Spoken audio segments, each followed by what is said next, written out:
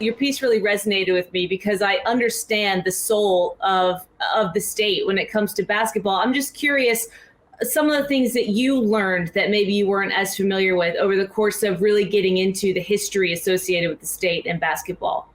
Yeah, I mean, Carolyn, it's the only place really I think to put on this kind of tournament, and given the heritage and the history and the long love affair they've had in Indiana. And my first job out of college was covering Indiana high school sports in the southern part of the state. And so I first got a little bit of a taste of it then. And the second game I ever covered was in a sold-out gym with 9,000 people. And it's like, this is crazy. This is unbelievable.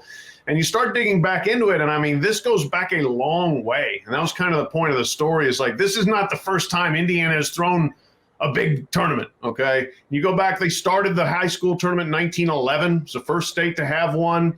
By 1914, they had 38 teams coming to Bloomington and playing 37 games in 2 days.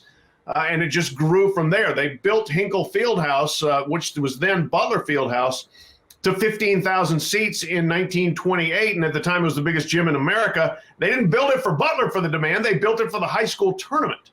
And so you go back that far, and there was 15,000 people watching basketball before the Depression. It's really pretty amazing, and the small towns still feel very strongly about the sport and about their teams and their place in it.